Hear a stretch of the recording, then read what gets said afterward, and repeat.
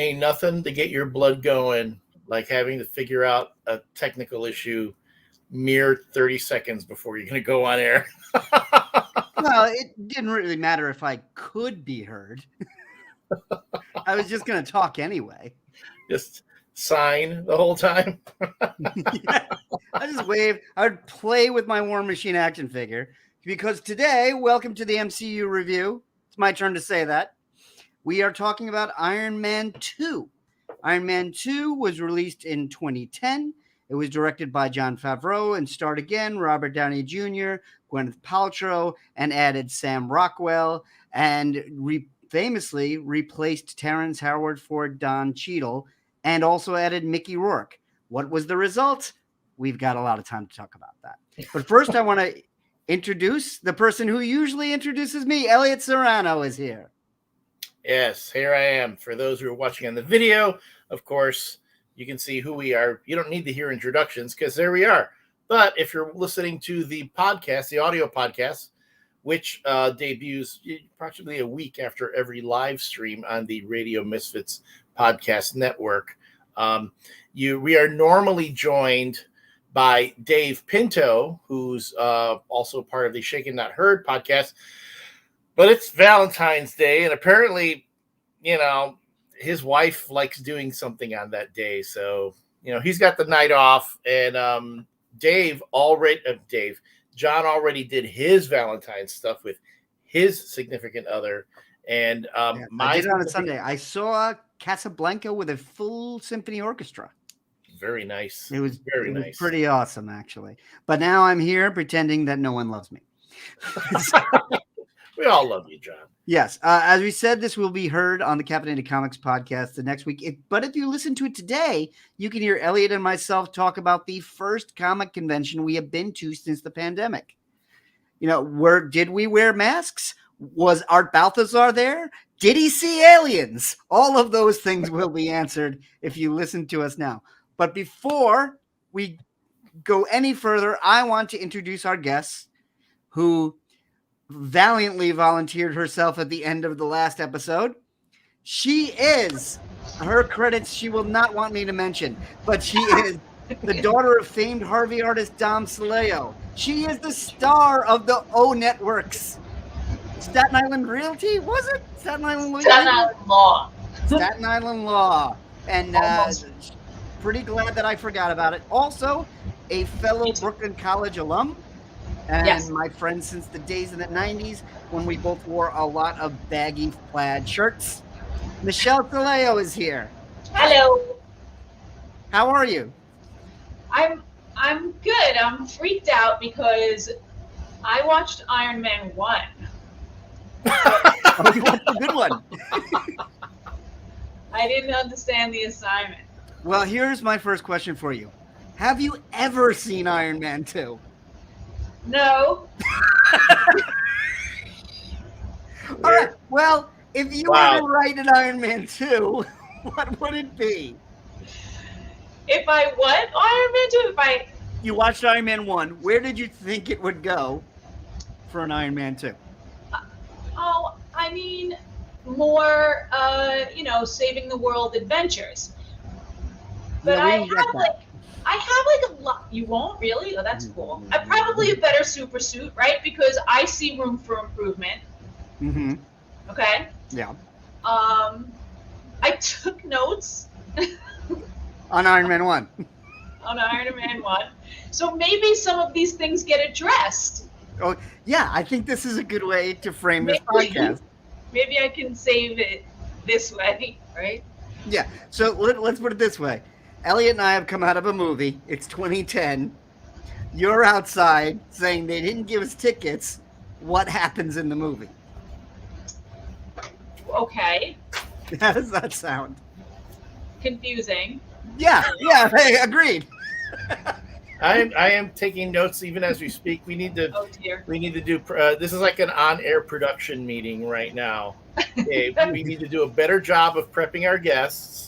Number one, watch the right movie. The right movie, right. And can I tell you, I had my kids on high alert all weekend. They're really the comic book nerds, better than I am anyway. And I was like, we got to watch Iron Man, both of them. I thought we had to watch both of them. And I was like, at least I got half the assignment done. and they're like, I couldn't have been like in worse mom mode, right? I was like, wait, what's happening? What is he doing? Is he a jerk? Like, I don't understand.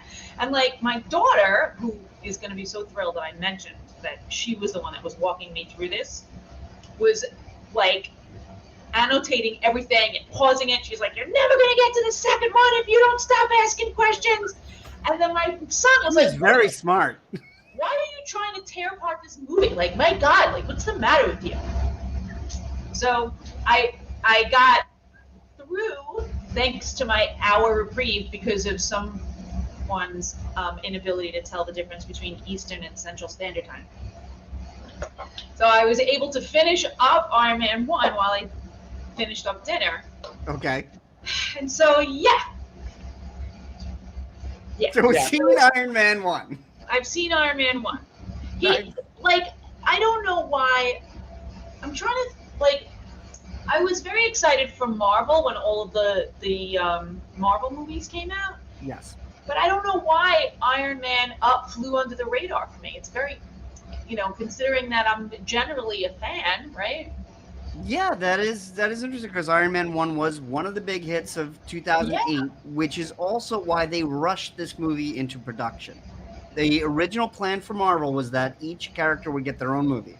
We were supposed to have Iron Man, Hulk, Thor, Captain America, Ant-Man, then have the Avengers. What happened was Iron Man was such a huge hit that they immediately greenlit a sequel, especially because Hulk was not the hit that Iron Man was. Mm-hmm. And then Ant-Man ran into delay after delay after delay until eventually Edgar Wright walked off the project, and it would not be completed until 2015. I remember when that happened. Ant-Man I was invested in. I don't know why. Ant-Man I saw and I know all about that, and I think maybe my son was a little bit older when that happened. And also Iron Man, like as a comic book hero, was somebody that passed me. So like my comic book people are older. So I'm like more, Batman, super. I know I'm saying Batman in the Marvel universe, but like understand comic book hero context, right? Sorry, comic book hero context. I'm putting it in context. We'll give you the whole genre. It's just the Justice League. That's really what's up. So that's where it was born, and that's where the interest became real. Well, the Justice League is what got Stan thinking about the Marvel Universe. Who my dad hates, by the way. Your dad does personally hate Stan. Yeah. And what did your dad say about Stan? That he stole the ideas of the creators. And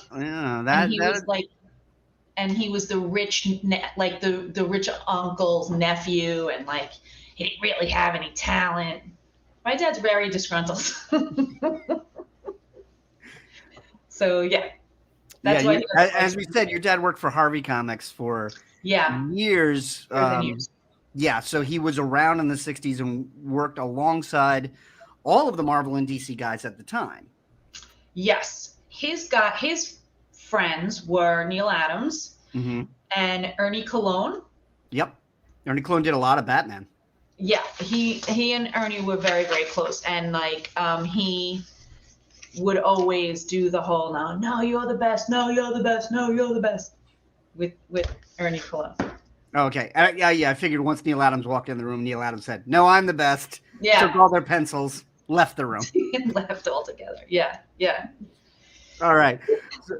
So are you at least interested in any of my notes? Yeah. Iron Man 1, now that I ruined your entire podcast. I tell you what, coming from Iron Man 1 into Iron Man 2, what were you left with? What would you be anticipating? So this is, first of all, this is a major point of confusion because you know how Spider-Man like has to protect his identity because of Mary Jane, right? So this bothers me because then why aren't everyone's girlfriends protected by protecting the secret identity? Like, we're not protecting the secret identity for the girlfriend in any other storyline. No. Well, and Gwyneth Paltrow isn't officially the girlfriend. Right, but blah, blah, blah, right? So we're still protecting the secret identity. So why are we not protecting Tony Stark's secret identity? Why does he jump out and just be like, he can't? I understand, like, he's ego driven and, you know, underneath it all, like, he is an asshole, which, by the way, I love that he's an asshole. My favorite heroes are assholes. Please see Han Solo. But why doesn't he protect his secret identity? Well, you're right. Ego is a lot. Because he's an asshole? Ego is a lot of it, but it also has a lot to do with his lifestyle. Is that he's the CEO of a weapons manufacturer. He's rich. He's pretty protected. Peter is a kid that takes the N train to Middle Village and goes to high school. You know, Aunt May and Mary Jane are in way more vulnerable position than anyone Iron Man is close to. And to be honest, Iron Man's not close to anyone. And a lot of what these movies are, not just the Iron Man movies, but a lot of what he goes through in the Avengers movies are him actually opening up and becoming more of a person with connections. So in Iron Man 1, he has not much to lose and everything to gain. And what we see in Iron Man 2 is a lot of the price he has to pay for that. Oh, interesting. Character development. Yeah. So what we get in Iron Man 2 is this talk about now an arms race. What other countries are going to develop their own Iron Man armors? What other companies are going to develop their own Iron Man armors? For example, Justin Hammer, played by Sam Rockwell, who's a competitor to Tony Stark, who's trying to create his own Iron Man. And what that does. And then we also have Mickey Rourke as Ivan Vanko, who plays a Russian whose father worked with Howard Stark and is taking that research and creating his own suit. So this is where it all comes together in Iron Man 2. And Elliott, what was the final result, in your opinion? Well, when I look at it, this is the second, well, more than the second time. I want to say this is maybe the 6th or 7th time I've seen Iron Man 2. It seems like every time I watch it, I pick up something new. To Michelle's point, Tony Stark does turn the a-hole up to 11 in this one. This is the least likable Tony Stark, I think, in the entire MCU. Yeah, I mean, but mind you, he's behaving that way, because he does have a certain amount of self-loathing, a lot of the stuff that has happened around him, the fact that he was a weapons manufacturer, that he saw a lot of innocent people dying because of it. But now he's discovered that the Iron Man arc reactor that he built to keep his heart safe from that shrapnel is poisoning him because of the palladium battery, the charge thing that goes into it that keeps it going, which, mind you, it was not addressed in the first one. In fact, they do mention palladium in the first Iron Man movie, but nothing about it needing a new, This is a brand new obstacle that is basically a challenge to be surmounted in this film and gets completely resolved in this film. So it has no ramifications anywhere but inside this movie. Except to give Tony Stark an excuse to be an asshole, right? Because now he thinks he's going to die. And so it's like, you're going to die, and chances are it's going to be a painful death. And it's the old, no matter what I do, no matter even when I try to do the right thing, things come back to bite me in the ass. So Tony Stark really is incredibly, I don't remember him being that narcissistic, as even more so in this one than in the first one. But Robert Downey Jr. really turns up that part of Tony Stark's personality all the way up to 11, where it's almost off-putting at a point. Yeah, I think watching it this time, I was really put off by it. At the time when I saw it, I was like, well, this one's weaker, but it's fine. We get Don Cheadle as War Machine for the first time, and that the major character from the comics becomes a major character in the following films. We got that. That's okay. But watching it again, there's a douchiness that runs through the entire film, and it's not Favreau, because Favreau, of course, never directs another Marvel movie after this. He did Iron Man, comes back from Iron Man 2, did not enjoy this process. To his credit and his character, quits directing Marvel continues to act in Marvel. You know, he's in most of the Avengers films. He's in all of the Spider-Man films, and then created The Mandalorian, so stays within the Disney family. So it's not an acrimonious breakup, but clearly he was finding this film to be a subpar experience. And looking at again, this one is the only one written by Justin Theroux, who wrote Tropic Thunder, and as an actor has a penchant for playing douchey characters. He was in Parks and Rec as Amy Poehler's boyfriend, the one who treats him badly, so she's set up for Adam Scott to come in. And that tends to be his type. And I was wondering if maybe it's his influence that makes everyone kind of sleazier. But you don't think that the character needs it? I think they swing too far in this. And I think Avengers does a lot to redeem where Tony's going here. Because there's that, maybe he feels that because he's trying to redeem himself by no longer trying to kill people, that he's got sort of a get out of douche free card. Yeah, I mean, that's Elliott's point. What I think really happens is that Iron Man 1 is this gigantic hit that nobody sees coming. I mean, they think it's going to be like Fantastic Four, or honestly, like Hulk. And it's like, oh yeah, that did fine. We did good. We can make more of these. And it becomes this monster hit. And I'm sure there was a lot of Monday morning quarterbacking of like, why is this so big? Why do people love this? And of course, everyone's pointing at Robert Downey Jr. And they're like, well, why is Robert Downey Jr. this amazing superhero? Oh, because he's an asshole? Let's make him a more of an asshole. Let's get to. There's a point around the hour and 15-minute movie where every single character has stopped talking to him. Like S.H.I.E.L.D. shows up and Agent Coulson threatens to tase him.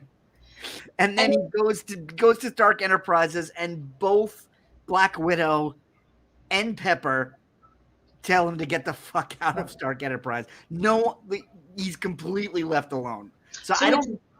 He's not a lovable asshole. It's that much a part of the movie that it's not something that could go unnoticed.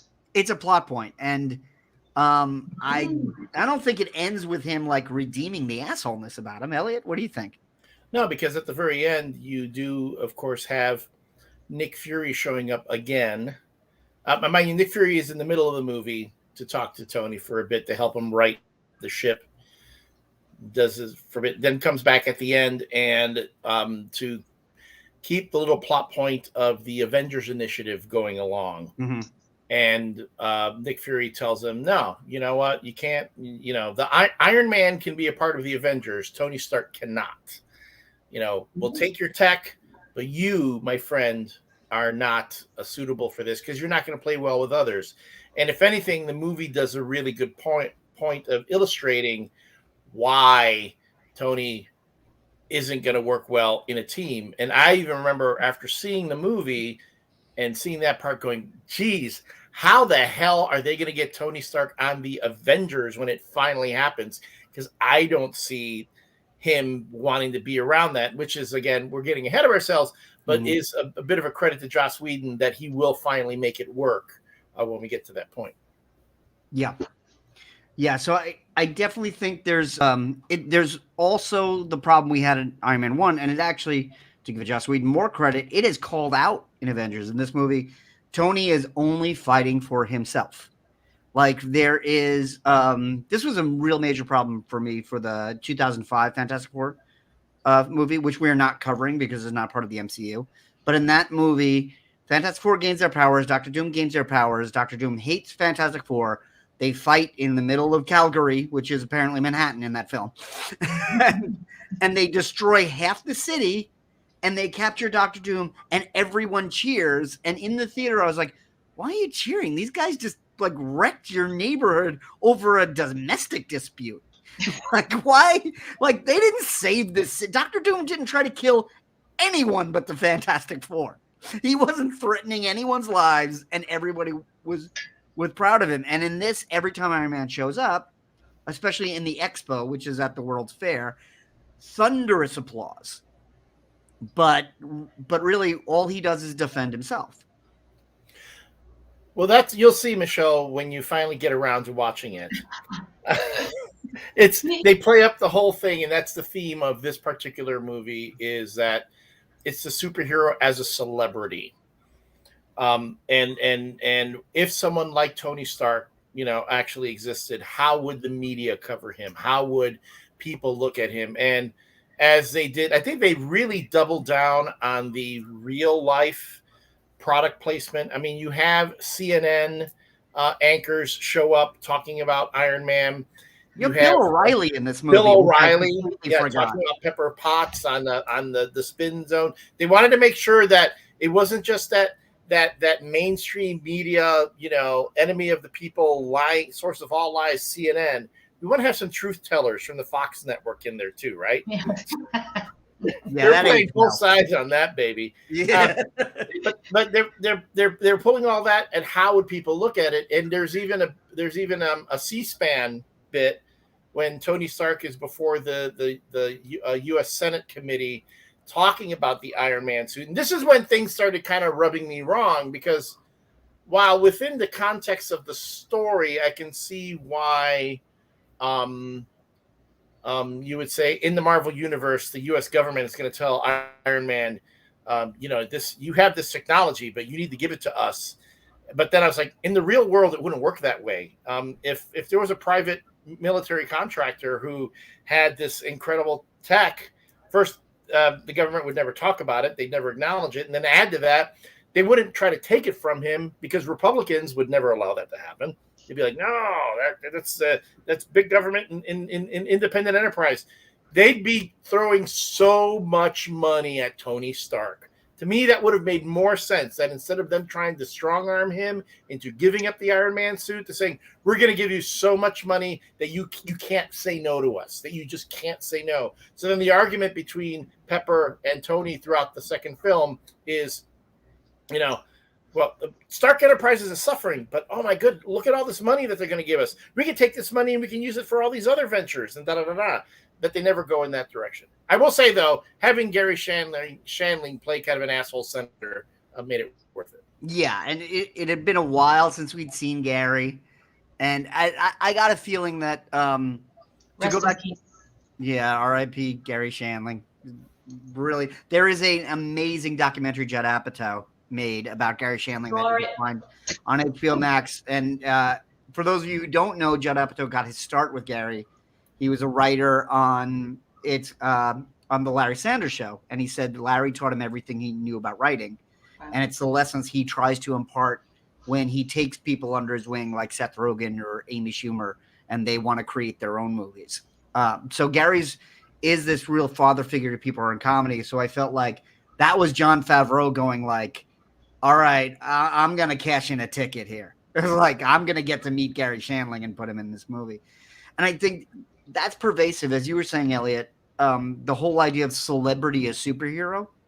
Watching it this time, I felt like Iron Man 2 was Marvel's reaction to having a super blockbuster hit. Like, it's almost the company. Tony Stark is almost the company of Marvel, which, again, is not owned by Disney yet. It's still on their own and distributing through Paramount.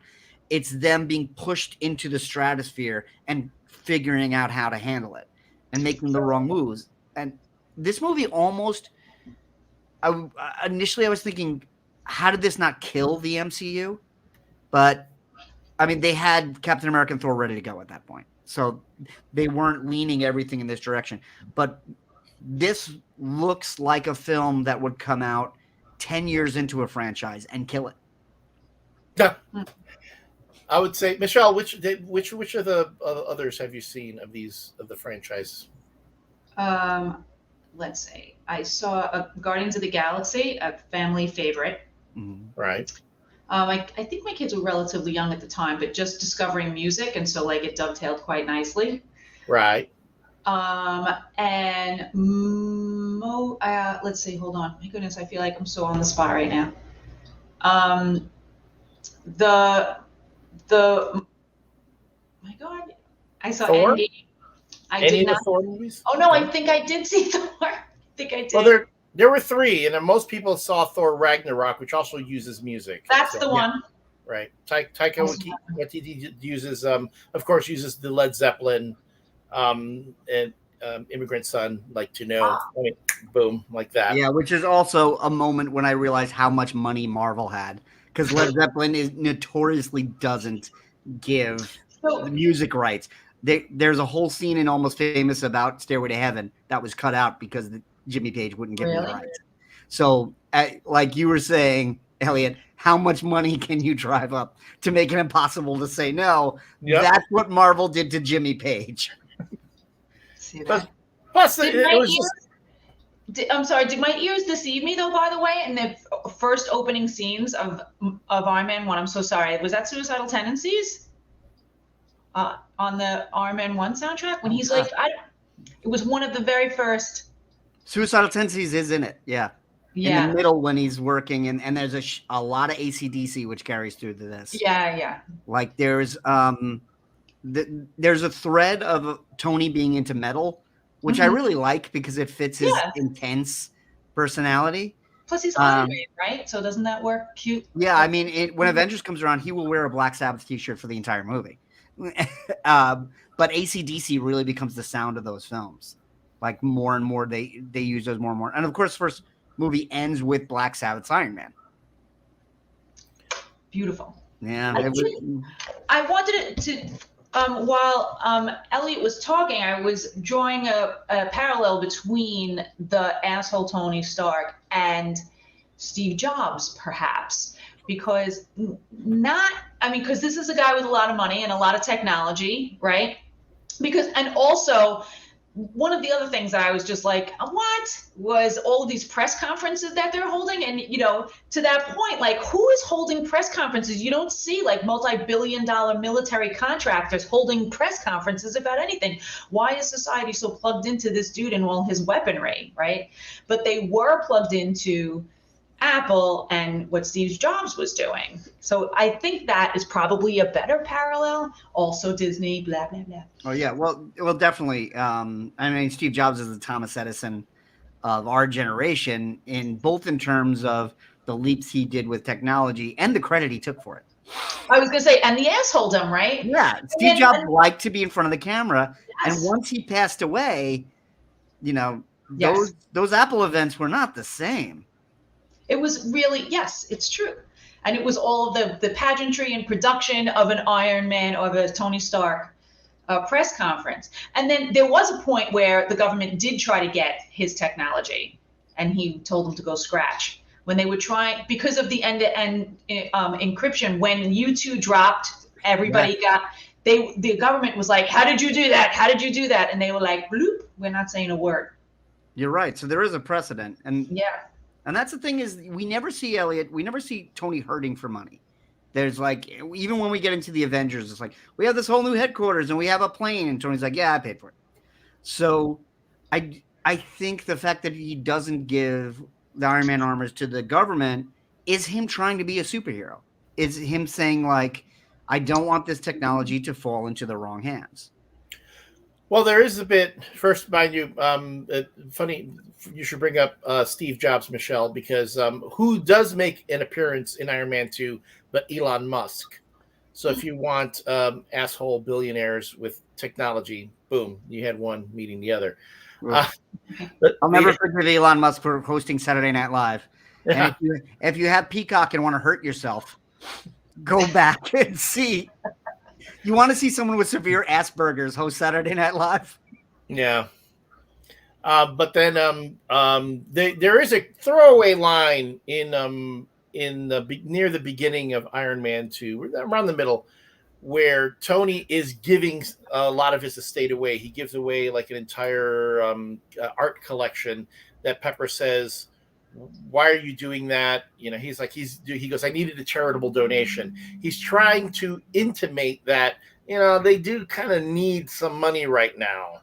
And Pepper is trying to save Stark Industries, which according to her is in a free fall. And there's all this stuff going on, and the stock is tumbling. And no, actually, Tony says the stock is doing great. She said, yeah, the stock is doing great. The company's a mess, which I thought was really telling in today's Right. Which is was it they're saying about like what the opposite of what happened in Iron Man 1, where everything with the company was fine, but Obadiah Stane is saying, "God, the what's going to happen to our stock on the market when you say this." So they play with the themes for a bit. They do play with the themes for a bit, but I think they try to make Tony look like, again, he's a rich guy, but he's trying to do good with what he does. Yeah, but the assholeness still just can't. It's like, dude, just take a minute to like sit down and listen to the people around you. Just sit and listen. And he can't do it. He's got an ADHD, emotional ADHD. He can't focus on a person, can't think about anybody else outside himself because he's got to do this. And it's like you think, okay, they're taking Tony Stark being self-destructive to the next level. And that leads me to the party scene. There's a scene in the middle of the film where Tony thinks this is his last party because the blood poisoning from the palladium is going to kill him. And he's like, and he says he doesn't know Black Widow is a S.H.I.E.L.D. agent because she's undercover in Stark Enterprise. And he's like, what would you do? She's like, well, I would do whatever I want. And then he gets really drunk in the Iron Man armor and he starts like shooting windows, and there's like drunken girls like throwing watermelons up. And it's like, it's played for laughs, but it's like, oh, when I first saw it, I was like, oh, they're going for the demon in a bottle story, which is this famous story in the early 80s about how every time Tony was faced with the pressures of running a company and being a superhero, he would drink to relax. And that eventually got to the point where he realized he was an alcoholic. And Demon in a Bottle is a story where he confronts his alcoholism and he goes into recovery.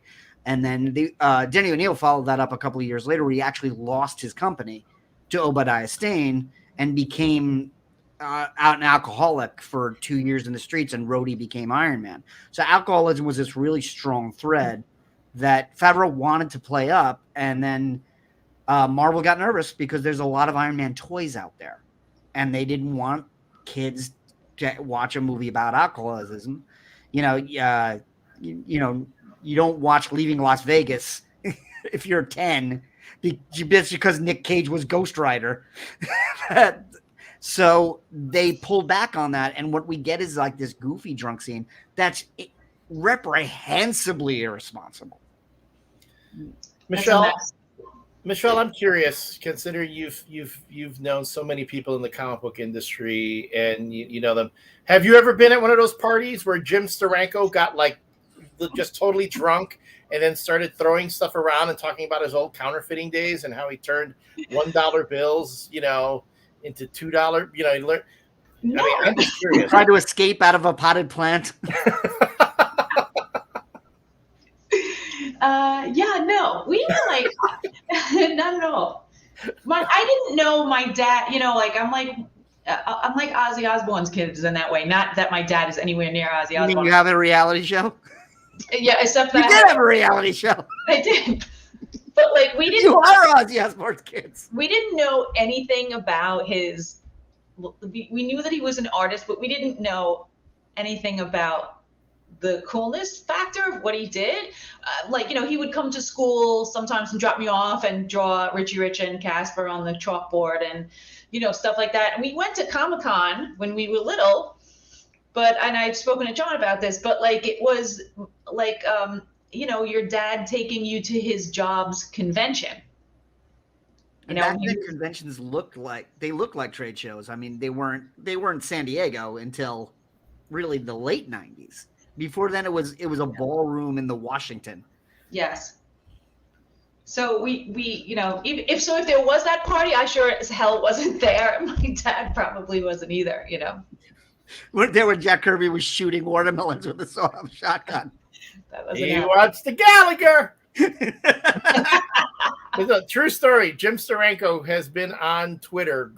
Sometimes I think he just goes on rants, and he explained about his days when he could take dollar bills, the old dollar bills, and he'd use a razor to separate it. So he'd take $1 bill, make it into two, and then he would use it. I mean, essentially scamming people, pay people without them seeing the other side. You know, and I'm like, whoa! But that was like when in his wayward youth, when he was trying to get by. So he would slit a dollar bill in half and like show one person the front and one person the back and make $2. Yep. That's a lot of work for $1. Well, maybe it wasn't a dollar, maybe it was like a 10 or something, but it just seemed he always explained how certain bills worked better than others. He went through the entire process on his Twitter page. Talking about how you have to put it in a dryer, you need to do this, you need to do that, you got to get the razor. I'm like, get a job. Yeah. That's the kind of thing someone would stop. Well, Steranko was like, he was an escape artist. He was a magician. He was like being a comic artist was just like one stop. He looks like Robert Evans. He's a fascinating individual. The kid stays in the picture. Yeah. Could I slip a dollar bill into $2 bills? You bet I could. But I am fascinated, Michelle. I mean, outside of, your experience with these movies, I mean, how do you think like a movie? Okay. You see how these movies have become such huge things. And I mean, you say really a lot of it is more your kids getting into the films. Yeah. I mean, how do you think these movies have impacted pop culture over the past 10, 15 years? So part of it is, I definitely encourage this, by the way. It wasn't like, that I don't know how, I definitely encourage them. And I definitely at that, took them to Comic-Con and was very much like, we're a comic book family and this is what's happening, and I think my son was like 8 or 9. And I actually reached out to John and I was like, he's about to get his first comic. What is it? And incidentally, it was Bone. It was the Bone series. I forgot what I told you, but I stand by that. I read all of Bone to both of my boys when they were before they were 8. Wow, just incredible. Yeah, it's amazing. It was just and beautiful to look at, But I kind of hate that, because being somebody that was interested in comic books was a little bit of a exclusive club, but not really exclusive. It was like the club that nobody wanted to be part of, but right. But it was something that, you would bond over with other people that were into comics and stuff, and what I particularly liked about it, even when I was younger, before the kids, was that, and my dad actually put this in my head too, that any representation of comics on the screen should take itself very seriously, because these stories deserve the respect. So he really did not like the 60s Adam West Batman. He could not stand that because it didn't take itself seriously enough, So when I was consuming comic book work, it was always like with this thing of like, well, I hope they take it seriously, And so when you open it, when it becomes this level popular, there is a point of being like, I don't know, like curmudgeonly, when you're like, well, I liked it for longer and I'm the better fan. But then at the same time, I'm grateful that these stories have taken off and that we are taking them seriously and putting a lot of thought into it. And my favorite part about comic book Marvel, all of it, is that the fans are now making it, right? Mm-hmm. So Favreau does a fantastic job at I'm not going to say almost, at everything he touches, because he's a fan and he cares and he loves these characters. And so, he's always going to make a good product, and I'm fine as long as what you're making is good and loyal, right? And serious. My pop culture judgment has waned. That's my whole speech about it. Okay, well then I've got to ask you. We're gonna go off the beaten path just for a moment here, since you're gonna say about being loyal and your judgment, and with your own family history with this character. Macaulay Culkin as Richie Rich, yay or nay? No. Really? That's a deep cut, and you look like you hurt her. We didn't. My dad was, for a comic book guy that also started stand-up comedy when he was in his 70s, he's like a very serious guy, as I guess most guys in this world are, right? And so I think we were not to look at that kind of thing. Rah, that's got nothing to do with the comics. You've never seen the Richie Rich movie? I don't think I've ever seen the Richie Rich movie. I used to love Richie Rich as a kid. I love the Richie Rich comics. Richie Rich, a poor little rich boy. But there was, you could talk about there being a bit of seriousness to it, but at the same time, he did have a dog with dollar signs on it, which you only get that with Jim Steranko cut in half. Yeah, and made 2 dogs out of it. Yeah, he made 2 dogs, but only happens if A, you bleach that dog white and then paint those the black dollar signs on, or B, do some serious genetic engineering, which Richie Rich's family had the money to do. Sure. They had the money to do. My favorite Richie Rich line ever is an old episode of The Simpsons where they hold up, Lisa holds up a picture of Casper and Richie Rich, and she's like, do you think Casper is just a Richie Rich that killed himself because he realized the futility of capitalism? I love it. I gotta show my dad that. He would love that.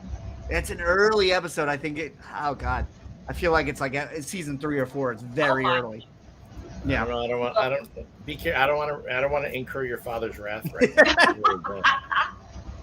But you bring up an interesting point, Michelle, about the kind of growing pains. Comics, even we're all of a similar generation, and I always say Gen Xers are the generation that comics grew up with. Because when I was 12, comics were written for 12-year-olds. But then when I was 15, Dark Knight Rises and Watchmen came out, and comics were written for 15-year-olds. And because of that, I'll be 50, and I'm probably will never give them up. So the movies are kind of doing that now. And I feel like this movie is kind of the MCU's awkward teenage years, where it's real full of itself and tries on different clothes, and then when nobody's looking, it collapses in a heap. And the script for this does that, where it has these big splashy moments of Iron Man landing at the World's Fair, and the arms come up and take his armor off, and he's in a tuxedo, and there's dancing girls, and then 45 minutes later he's sitting in his basement and nobody wants to talk to him. So here's my question then: who do you think, for both of you guys, right? Who do you think the audience was intended? Who was the intended audience for Iron Man 1? And then, and who have they become? I think that's a good question. I think the intended audience for Iron Man 1 was comic book fans, because it was a mid-budget film, and they had said, if this makes as much money as Fantastic Four, Rise of the Silver Surfer, or Ghost Rider, we'll be happy. So they figured, if the comic fan audience comes out to this, we've made a profit. And they are how old? I think anywhere from 15 to 40, and all guys.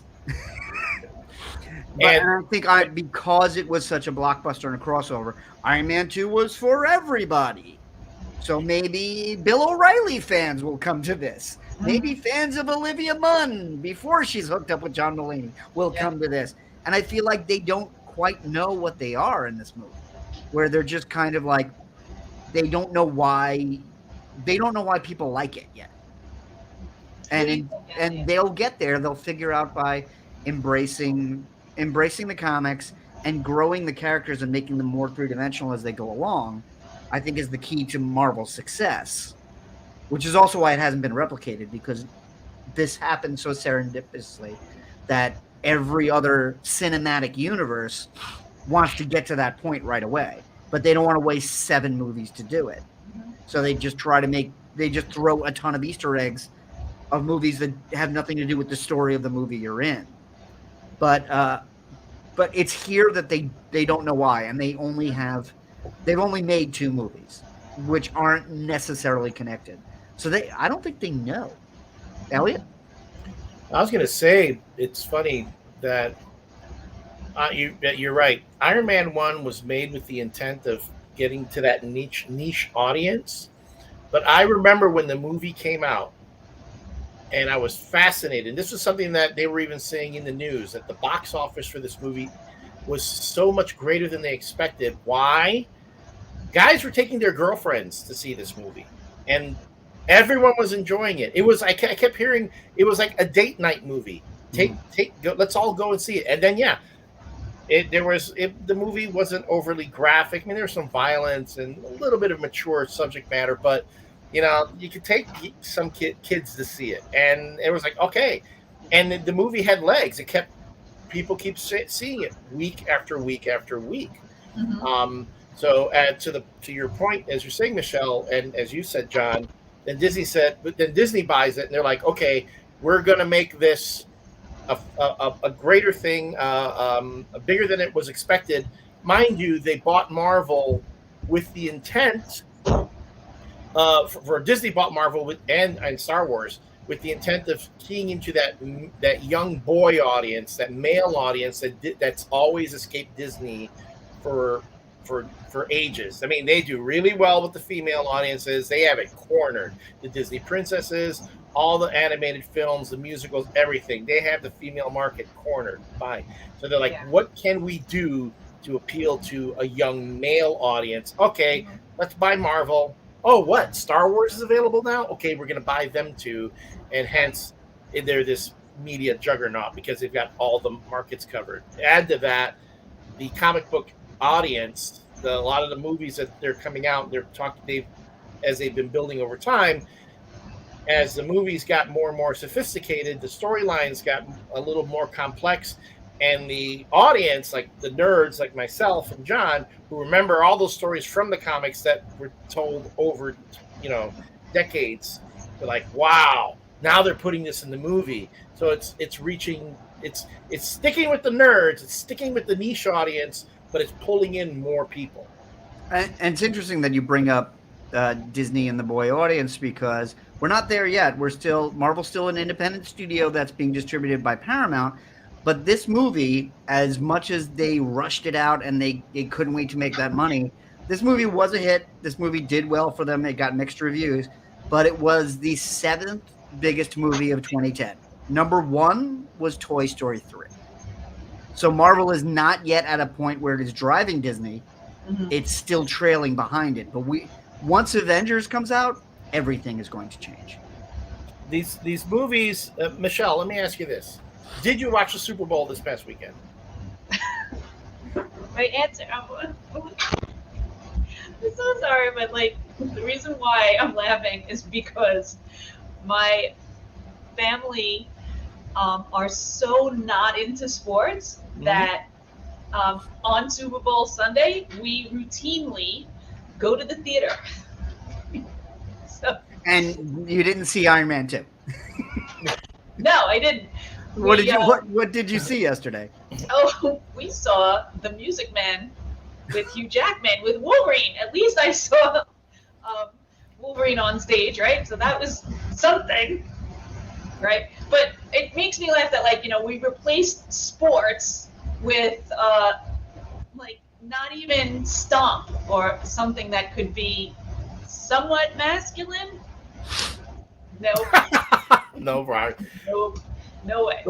And well, the parallel was it you were not among the 100 million people who watched the Super Bowl, but the reality too, though, is that of that 100 million people who watch it, a lot of them aren't even sports fans. It's like they hear about this game, they know there's all this pomp and circumstance surrounding it.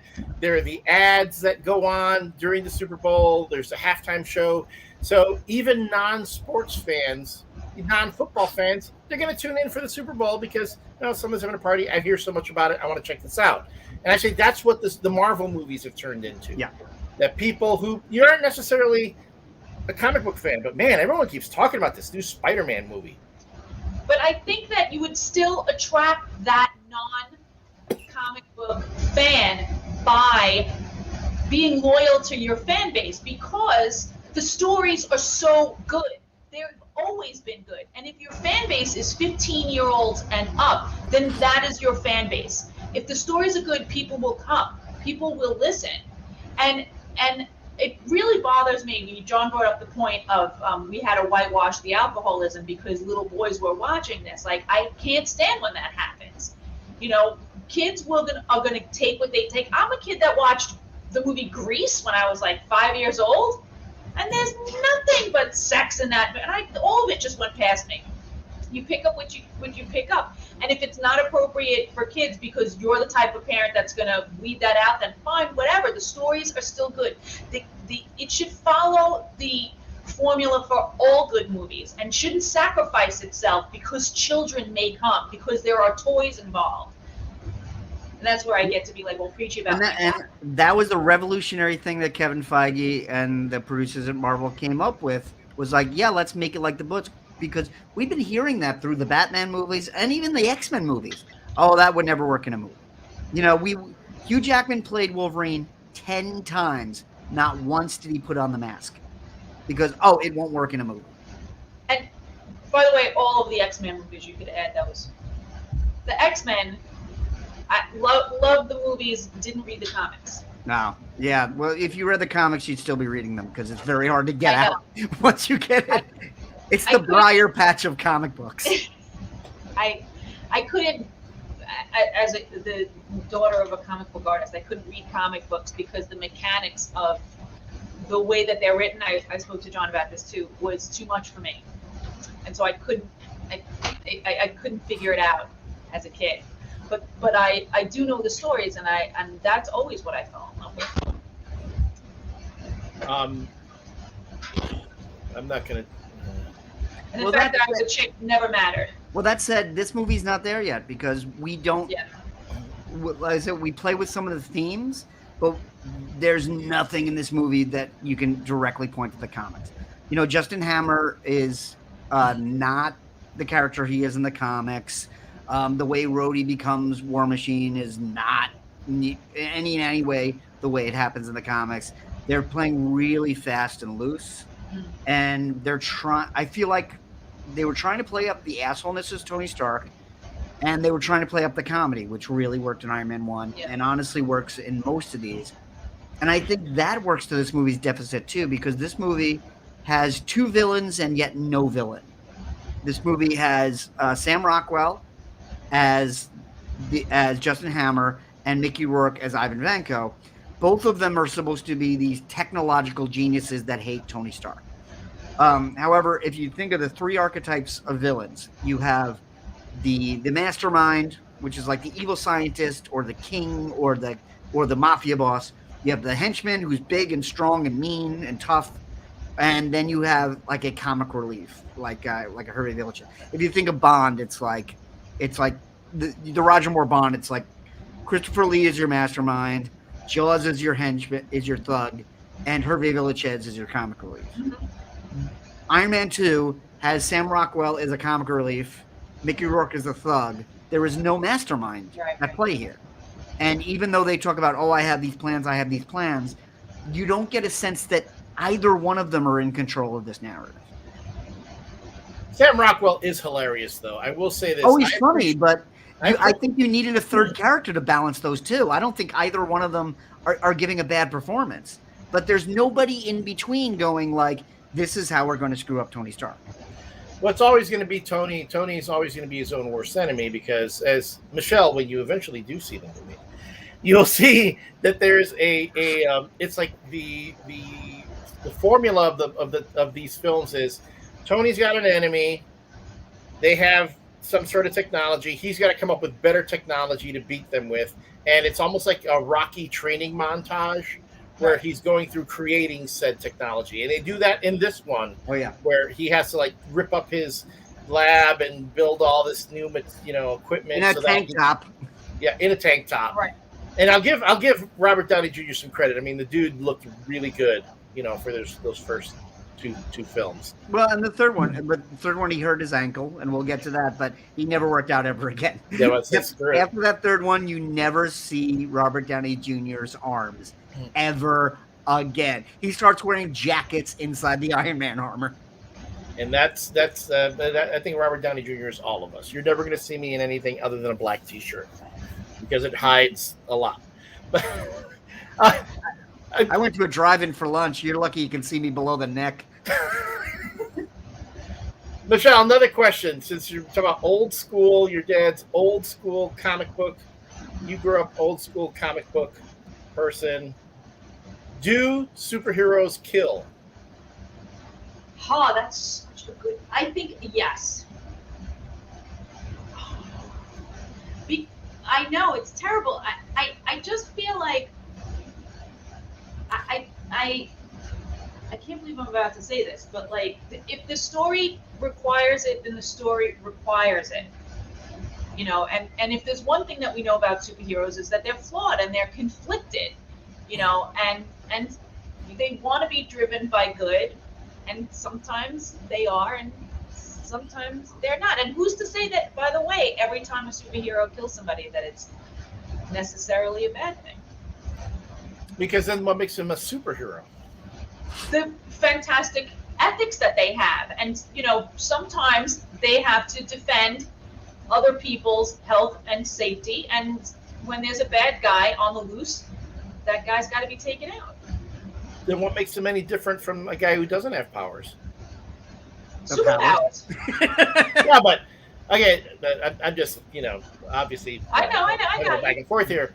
And just I find that because I mean that's one of the things that does set, like, let's say Iron Man and let's say the Marvel movies for the most part.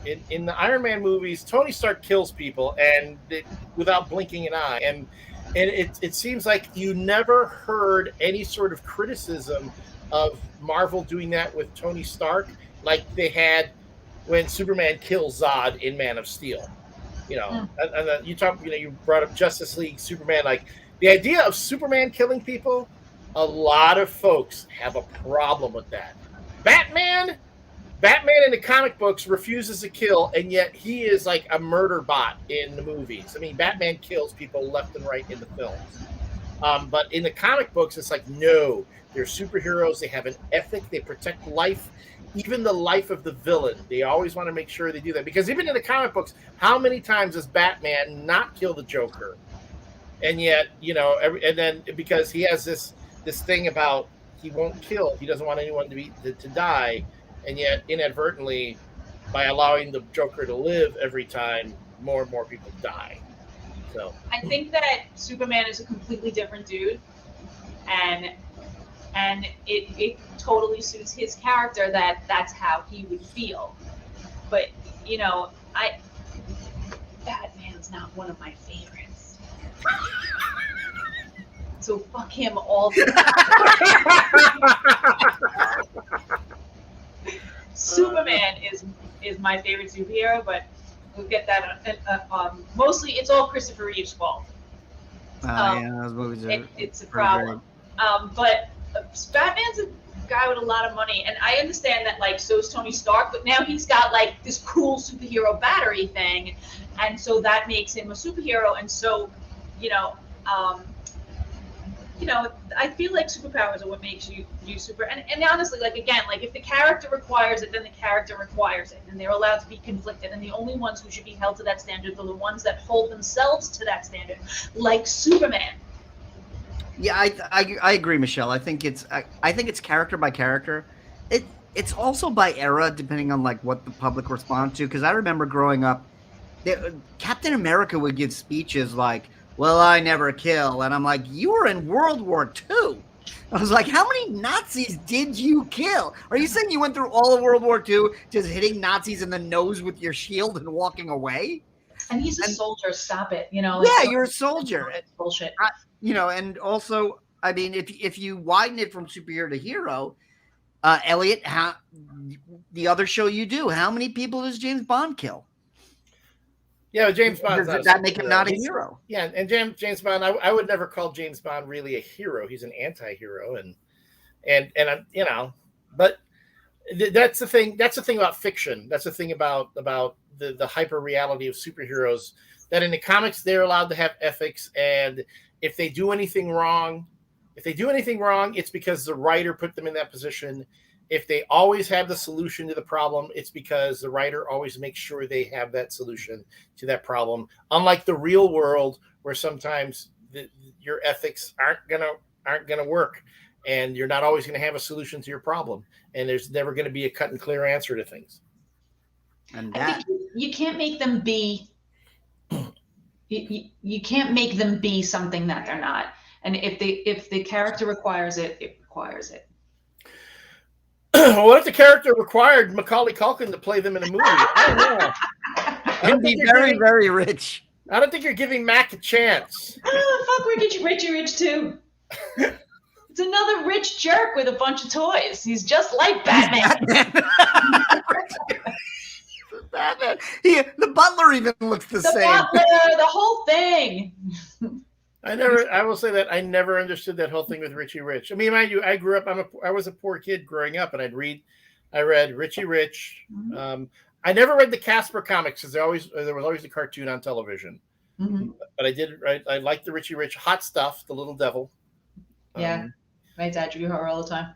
Yeah, so I remember reading those, but I never could get into Richie Rich's problems. Well, Richie Rich, I used to read Richie Rich when I was a kid, and I don't think it was a problem-based comic. I always thought it was a gag-based comic.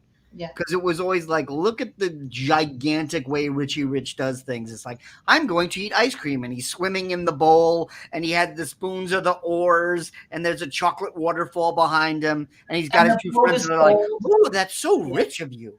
Yeah. It's like, that's pretty much the whole thing. He had as many problems as Archie.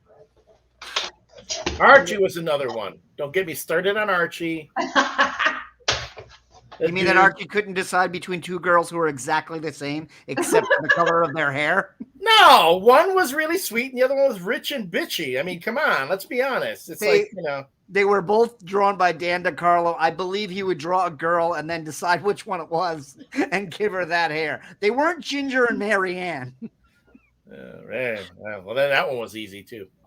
Michelle, I knew you said you had a heart out at 8. Before you go, is there any way folks can follow you on social media, anything like that? I'm Michelle Soleo 1 on Twitter, and I'm Michelle Soleo, the way you see it here, on Facebook. And here, my dad has a book. Hey, there you go. It's called "This Book is Shocking. Cover Your Eyes When You Read It." And it's the deluxe edition, which means nothing. He sells it on Amazon. He's Don Soleo. Don Soleo. And any projects you've got going on that you wanted to plug? Thank the Lord, no. I'm just plugging along. Michelle is famously too busy. Just this. I make time for this. I love talking about this. I believe the last time you were on Caffeinated Comics, we diagnosed you as ADD because you were so busy. Yes. So this is a real turning point for you. I was able to sit here for an hour, but that's it. Well, thanks, Michelle, for coming on the show, and thanks for letting us explain Iron Man 2 to you. Thank you. I'm Let me sorry. ask you this. Do you plan to watch it now? Of course. Invested now. I got to see the asshole show.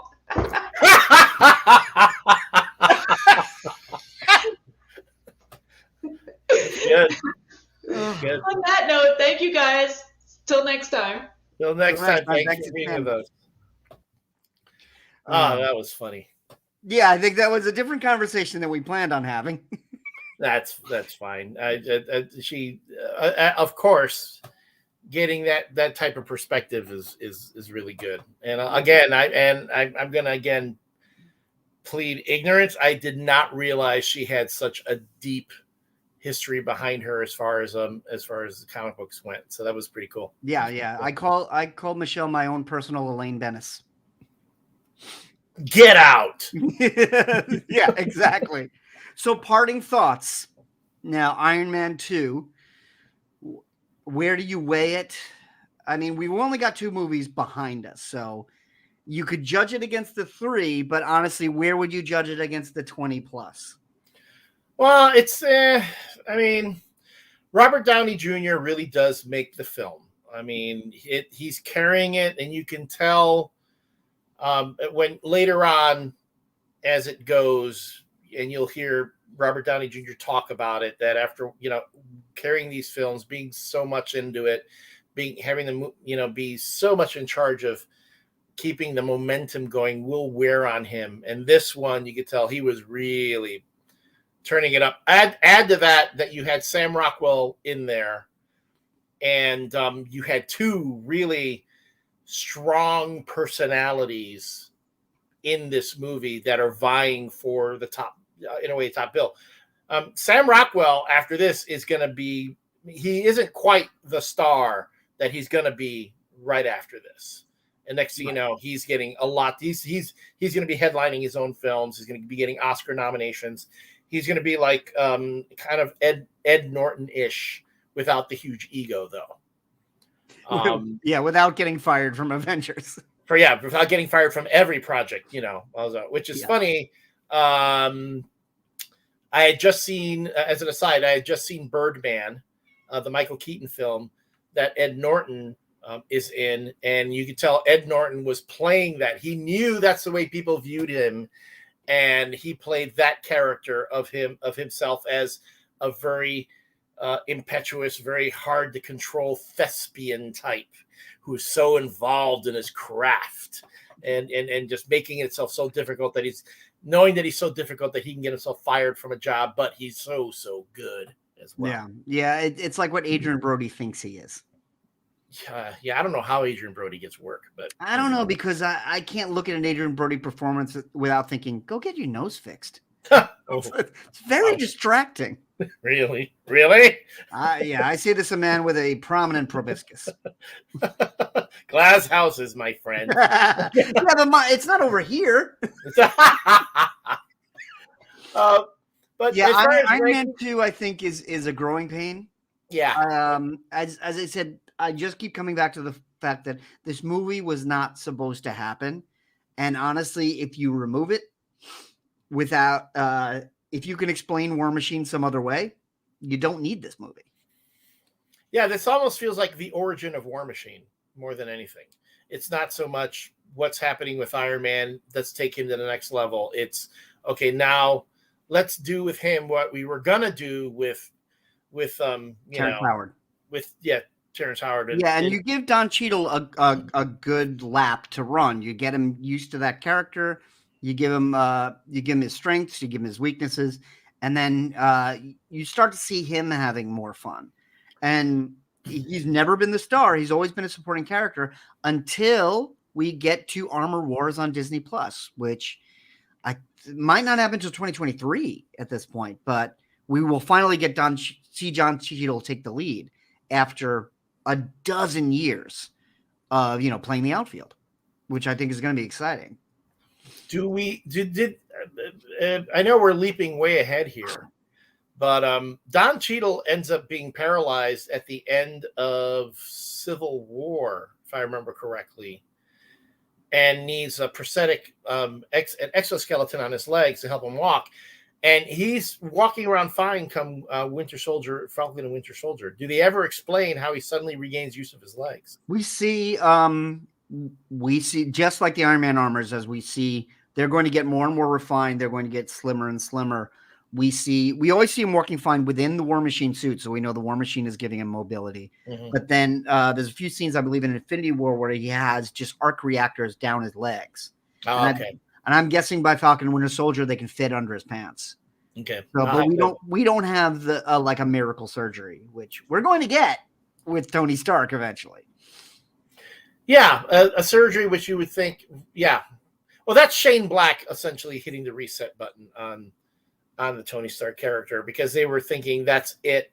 I want to say even RDJ himself was saying, I'm getting ready to step away from this particular character. It won't be for a little bit still. Yeah, he's getting ready to step away. But that'll be a conversation. But I believe our next conversation will be about Thor, which will open up another can of stuff. It'll open up a can of Kenneth Branagh. Kenneth Branagh with Anthony Hopkins, a very young green Chris Hemsworth, working opposite Anthony Hopkins. Then apparently there were sparks on the set. Hopkins can be difficult to work with, apparently, yet not so difficult that he won't come back for 2 more movies. Right. Yeah. There was a lot of that. There was a lot of that on this film. There was a lot of contract negotiations that broke down. Not only Terrence Howard, but they lost Samuel L. Jackson for a bit over money. And it makes me wonder, how much of this, because if I remember correctly, I want to say Favreau was originally supposed to helm the first Avengers movie too. Yes, he was. As well as a third Iron Man. He wanted Iron Man to be a trilogy, and they loved how Iron Man went so well. They asked him to do Avengers, and after this, he said, "I'm not directing for Marvel anymore." So this was hard on everyone, and I think the growing pains happened behind the scenes as well as in front of the camera. Emily Blunt was supposed to play Black Widow and had to step away. She's that Emily Blunt, who I love. Who you never know, she might be coming back. The rumor is that she and John Krasinski will be cast for Fantastic Four, but that's too on the nose cast. It's one part rumor, one part fan petition. Yeah. So you never know. But Marvel has a history of having very good runner-ups, as we'll talk about as we go on. Pretty much everyone that almost got a Marvel role would have been great in that Marvel role. Because Krasinski did audition for Captain America. You won't get that one. Yep, he could have been a good one. And my favorite, which drives me crazy, is that Glenn Howerton was almost Star-Lord. And in my mind, that would have been better. And man, would they have avoided a lot of the problematic stuff that's going to come up with Chris Pratt later on. Yeah, because Glenn Howerton's pretty squeaky clean. We just finished 4 seasons of AP Bio, and the Always Sunny podcast is through the roof. That would have been fun. No, that would have been fun. He would have played the dick a little better. Oh, yeah. I guess everyone from Parks and Rec needed a job. Well, then later on, I'm still waiting for the Russos to get Childish Gambino in one of the. He's gotten everybody else from. No, you have to count Homecoming. Donald Glover's in Homecoming. He is in Homecoming, but the Russos didn't direct Homecoming. Still in the MCU. Yeah, I think that's true. Well, Joe McHale and Alison Brie have never been in the MCU. I think that, and has not Jillian Jacobs, right? I would say I know Alison Brie and Joel McHale are always freaking busy, so they probably don't even have time for it. I think Jillian Jacobs too. Yeah, I mean, everyone from Community works because everyone from Community is brilliant. But Thor, I liked it. And I'm just curious to see how Dave's going to feel about it when he comes back, and how our additional guest for next week is going to feel about it, and will they have even watched it? Now that I feel like that's going to be a segment of the show from now on. Did you watch the movie we're going to talk about? Which, by the way, speaking of segments, I did have a segment I wanted to introduce, but because Michelle did not see the movie, it was going to be Spot the Easter Egg, because Iron Man 2 did have a few Easter eggs in it. Well, certainly we got Black Widow.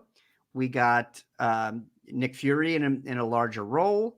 The mention of the Southwest is our first post-credit scene that links directly to the next film. And Tony Stark will remake his lab with equipment that he gets from Project Pegasus. Right. And there is a prototype Captain America shield, which doesn't seem to link to anything. It's a joke. It's a weirdo wireframey thing. But it's also our first appearance of John Slattery as Howard Stark, which will make things very confusing when we talk about Captain America, the first Avenger. And he reappears in Civil War, and is nowhere to be seen anywhere in Agent Carter. Yeah, and Ant-Man. John Slattery also plays Howard Stark in Ant-Man. Right. Yeah, so we're going to have rotating Howard Starks for a while. Very bit, but it's still That could be a segment. At least they make sure that they announce that it's Howard Stark, so you know it's Howard Stark. Well, you have to. They don't look anything alike. You know what? If you and I play Howard Stark, I think somebody would have to mention it when we were on screen. Well, it would be like, depends. Is it in two different movies or in the same movie and in two different scenes? Oh, that's what they need to do next. They need to have both Howard Starks in the same movie. It's the multiverse. Which, by the way, again, skipping way ahead, but Doctor Strange in the Multiverse of Madness trailer dropped this past weekend. They showed, can you believe it? They showed a teaser trailer during the Super Bowl. A full 2.5 minutes spot. And then and a teaser trailer for Moon Knight. And Moon Knight. And they said, if you want to see the rest, you got to go to the internet. I'm going, look at how clever that is. We are not going to pay for the full 2-minute spot during the Super Bowl. We're going to pay for a 30-second ad and then make everyone go to our YouTube page to watch the trailer, which is exactly what I did. I ended up just running over to the YouTube page so I could see the whole thing. And well, I didn't watch the game, so I saw everything on YouTube. But if you want to see both of those trailers, you can go to the Caffeinated Comics Facebook page right now, facebook.com/Caffeinated Comics, which if you're on the page right now is streaming this episode, and scroll a little bit beneath it. You'll see the full 2.5 trailer for Doctor Strange and the 30-second spot for Moon Knight. And is that Patrick Stewart that appeared? Yeah. Is it? And is that scene actually going to be in the movie? Oh, I don't know what's going to be in this movie, but Patrick Stewart's going to be in this movie. You think? Yeah. Yeah, I listened to it twice because I jumped and said, was that Patrick Stewart? Yeah. And then I saw it again and waited for it and went, yeah. And in fact, it's present day creaky voice Patrick Stewart that I've come to know so well on Picard. Because some folks on Twitter, it's been spotted. I went back, I watched it too, and somebody on Twitter right off the bat shared a cover of issue number 1 of the Illuminati, which is the miniseries from Marvel where you saw Professor X, Tony Stark, Namor, Black Panther, and Doctor Strange and Reed Richards are all part of the superhero cabal that is essentially, they get together to they initially get together to forestall what they find is going to be a really, really bad thing approaching the Marvel Universe they want to deal with. But then Game of Thrones type politics starts going down in there, and it gets kind of nutty. But again, the Illuminati, Professor X is part of it. But we're also at a point in the MCU where we no longer have a Tony Stark and we don't yet have a Reed Richards. And wait, and did that look like the Time Authority that had Doctor Strange? I definitely thought I saw the Time Authority, and we definitely saw Wanda's house from WandaVision. So the MCU movies are definitely going to be leaning on the Disney Plus shows in a way they never did with Netflix or Agents of S.H.I.E.L.D. They pulled in the Doctor Strange from What If. Yeah, as Shumagorath as well, the monster. Yep. So that's going to be interesting. May 5th. We're going to see what kind of box office the Doctor Strange movie does. By the way, this is the first trailer I've ever seen for a Marvel movie that showcased the director's name. They went out of their way to say from Sam Raimi, and they didn't say the director of Spider-Man 1, 2, and 3. They didn't say, even the Russos. We got to know the Russos just because we were seeing Marvel movies. James Gunn, they didn't do it for the first Guardians, but I believe for the second one, this one they went right out and they were like, Sam Raimi made this. What maybe like to mollify, him, and because apparently there was talk about reshoots and stuff going on. There's been a lot going on, but from this trailer, it looks like they're putting in a lot of pieces from other things. Yeah. So that should be interesting. Fun. Yeah, I mean, we could do a whole show about this, but I think the most interesting thing was I was watching it with my girlfriend Jill today, and she said, "Oh, so this is about the fallout of No Way Home," and I went, "Well, because of COVID scheduling, this was supposed to come out before No Way Home, but it definitely seems like it is the aftermath. So maybe that might have been part of the reshoots. It's possible they were like, you know what, No Way Home's first." No Way Home breaks the multiverse and Doctor Strange stitches it back together. Maybe we changed this plot point to be, you didn't do as good a job as you thought. Right. But then it makes him like a total asshole, though. So many people have come up with, what could Doctor Strange have done instead of the memory spell? Like, why not just make everybody forget Mysterio? And then none of this happens. It was Peter's idea. I know.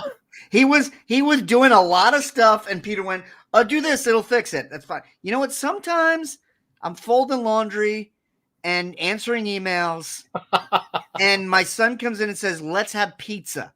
You know what I say? Yeah. Yeah, sure. And then later on, you're like, oh, why did we order that pizza? Exactly. That's what kids do to you. So we'll see. But has No Way Home crossed the $2 billion threshold? Oh, that is a very good question. Because I know it did not win. I believe it was like 1.8.